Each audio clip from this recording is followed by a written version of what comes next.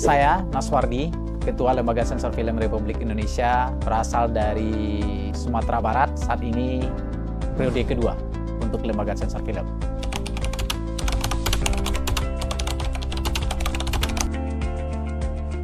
Lembaga Sensor Film saat ini adalah periode baru 2024-2028. Baru saja 3 bulan yang lalu dilantik.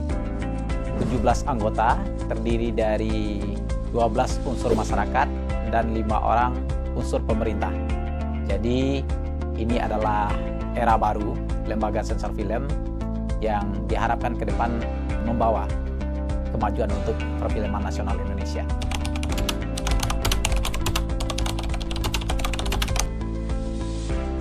Terkait proses penyensoran film, kita ada SOP, kita ada pedoman dan kriteria dalam proses penyensoran. Jadi film didaftarkan oleh pemilik melalui online atau digital yang kita sebut dengan ESIAS. Kemudian setelah proses administrasi pendaftaran selesai, maka film masuk ke studio dan dilakukan penilaian, penelitian oleh kelompok penyensoran. Kelompok penyensoran itu ada anggota Lembaga Sensor Film dan ada tenaga sensor film. Jadi tenaga sensor dan anggota inilah yang melakukan proses menilai dan meneliti. Kemudian baru ditetapkan klasifikasi usianya. Terbitlah surat tanda lulus sensor. Surat tanda lulus sensor ini dimungkinkan pemilik jika tidak sesuai dengan yang diinginkan klasifikasinya, maka pemilik dapat memohonkan penurunan atau penaikan klasifikasi. Penurunan dan penaikan klasifikasi inilah yang kemudian didiskusikan oleh Lembaga Sensor Film dengan pemilik, itu melalui dialog ya.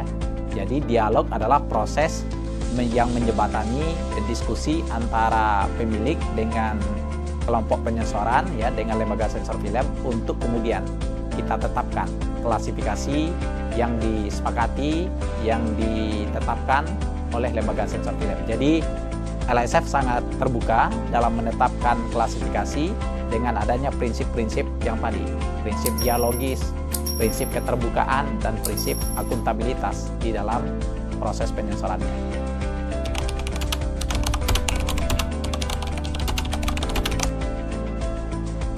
Untuk tahun 2025, program prioritas kita yang pertama adalah kita ingin menjaga keseimbangan antara fungsi perbantuan Lembaga Sensor Film terhadap industri dan juga fungsi pemenuhan hak menonton masyarakat. Bahwa masyarakat, penonton berhak mendapatkan tontonan yang baik, tontonan yang bermutu, dan tontonan yang berkualitas, yang tentu sesuai dengan klasifikasi usia penontonnya. Untuk kepentingan perbantuan industri, kita ingin menjadi bahagian dari lembaga yang ikut memajukan industri perfilman, yaitu apakah melalui ketersediaan informasi, promosi, dan lain-lain. Berkaitan dengan pemenuhan hak perlindungan masyarakat, kita ingin penonton kita itu literasinya meninggi. Maka yang kita lakukan adalah Gerakan Nasional Budaya Sensor Mandiri. Dan kita ingin memainkan peran tidak hanya lokal, tidak hanya Indonesia, tetapi di kawasan yang lebih luas, ASEAN ya.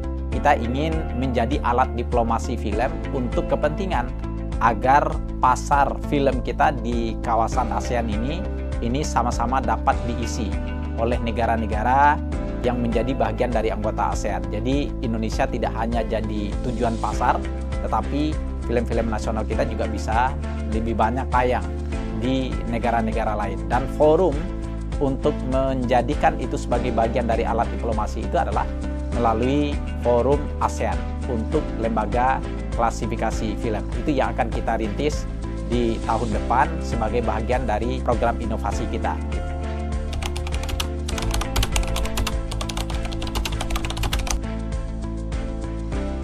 Saat ini perfilman nasional kita lagi berada pada titik yang terbaik, berada pada puncak yang memberikan harapan, baik itu dari sisi produksi maupun dari sisi jumlah penonton.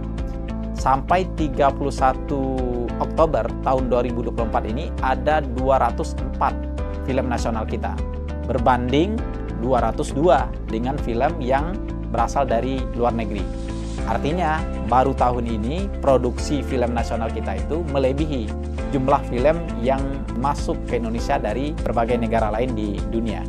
Nah, ini mengindikasikan bahwa harapan kita film nasional semakin maju, semakin membaik dari jumlah produksi, ini semakin nyata. Dari sisi jumlah penonton juga apresiasinya lagi bagus, lagi tinggi. Tahun ini berdasarkan beberapa data terakhir ya, bahwa kita sudah mencapai 70 juta penonton per film nasional. Artinya potensi apresiasi terhadap film nasional itu semakin membaik, itu sangat terbuka. Karena riset terakhir misalnya kalau kita lihat potensi penonton kita itu ada di angka 100 juta. Nah, ini sangat menjanjikan untuk industri perfilman kita menjadi bagian dari tumpuan untuk pertumbuhan ekonomi, pertumbuhan penyerapan lapangan kerja, dan juga kemajuan industri.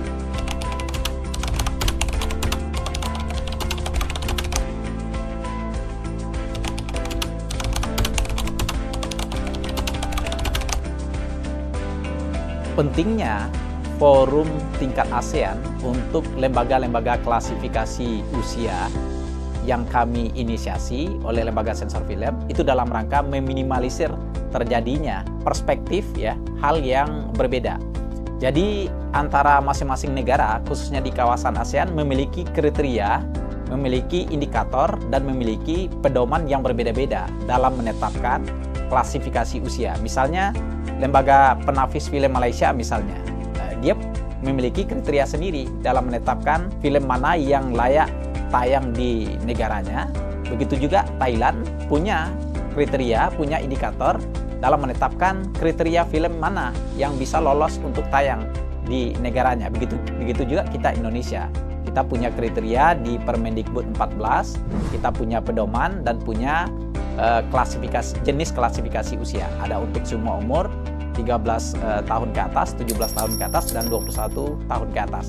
Nah, untuk meminimalisir bagaimana film-film kita tidak mendapatkan penolakan ya dari negara lain karena perbedaan kriteria tadi, maka butuh yang kita sebut dengan alat diplomasi. Kita butuh sarana diplomasi, dan lembaga sensor film akan melakukan itu sehingga kriteria-kriteria yang ada di masing-masing negara dalam menetapkan proses penyensoran film itu sama-sama dibicarakan di dalam forum tadi, forum klasifikasi usia untuk negara-negara ASEAN.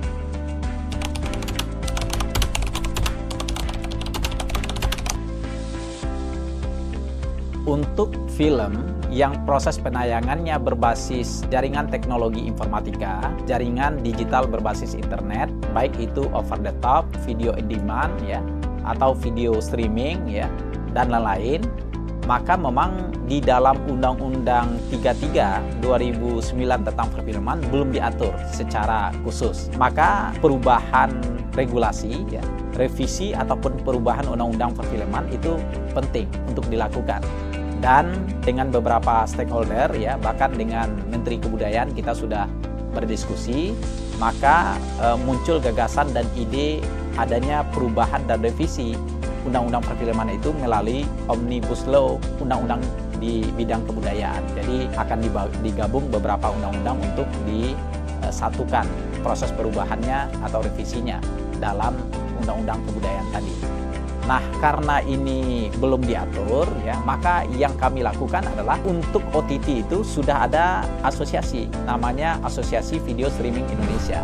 Nah, kita dengan AVISI berkomunikasi, berdiskusi, terus membangun komunikasi ya, minimal karena memang belum ada aturan yang khusus, minimal OTT yang beroperasi di Indonesia menerapkan klasifikasi usia yang diatur di dalam Undang-Undang Perfilman. Jadi tidak menggunakan jenis klasifikasi organisasi induk mereka gitu. Nah, itu adalah upaya-upaya yang sedang dan akan terus kita lakukan seiring dengan upaya perubahan regulasi dan juga perubahan undang-undang.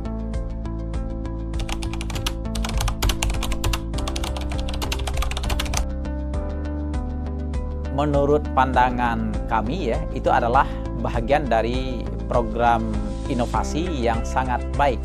Karena di dalam ekosistem perfilman kita itu salah satu persoalannya adalah kekurangan jumlah layar.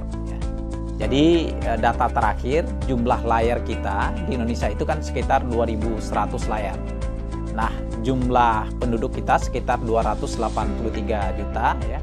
Nah, kalau kita bandingkan dengan negara-negara lain ya, misalnya Korea ya. Korea hampir 2.500 lebih layar ya, jumlah penduduknya sekitar 3 juta. Kalau Amerika itu jumlah layarnya lebih dari 40.000, jumlah penduduknya sekitar 330 juta. Nah, Malaysia pun itu jumlah layarnya lebih besar daripada kita. Nah, ini mengindikasikan bahwa untuk memajukan perfilman nasional itu salah satunya perlu ada ketersediaan layar yang cukup ya, agar akses untuk menonton itu semakin berimbang dan semakin merata. Nah, kalau pemerintah melalui Kementerian Kebudayaan menginisiasi peningkatan dalam jumlah layar ya, ini adalah bagian dari solusi, bagian dari program inovasi yang tentu Lembaga Sensor Film dukung dan menjadi bagian dari solusi atas persoalan yang saat ini kita hadapi.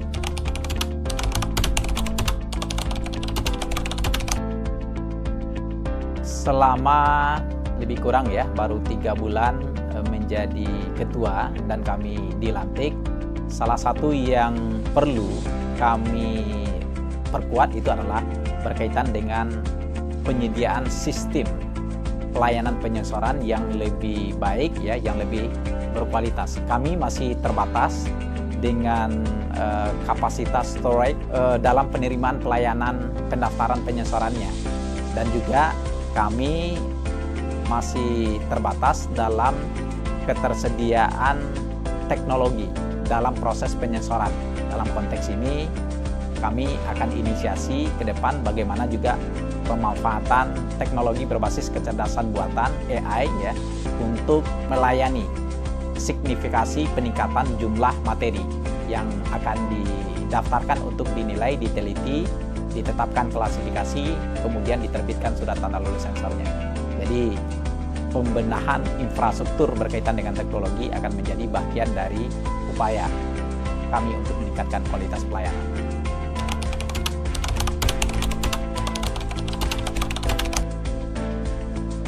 Untuk Lembaga Sensor Film, pasti kita punya komitmen bersama ya di anggota bahwa kita akan menjaga keseimbangan antara fungsi perbantuan untuk industri dengan fungsi perlindungan terhadap masyarakat sebagai penonton. Dan tentu harapannya dengan teman-teman di industri, apakah itu bioskop, rumah produksi, kemudian televisi, OTT, dan lain-lain, mari kita bekerja sama, bahu-membahu, saling bersinergi, melangkah bersama, dan bertumbuh bersama untuk memajukan perfilman nasional kita. Dengan apa?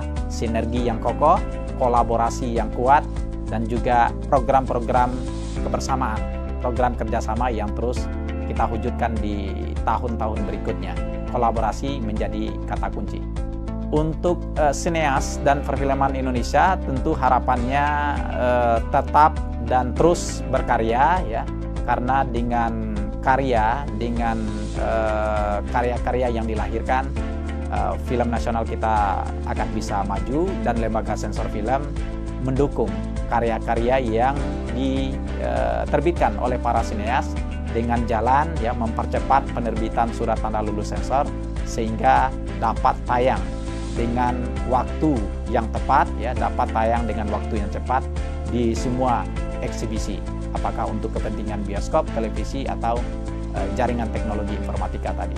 Maka proses sensor yang humanis, yang dialogis, yang adaptif, transparan, dan akuntabel itu adalah bagian dari komitmen pelayanan kami untuk membantu teman-teman sineas dan juga rumah produksi.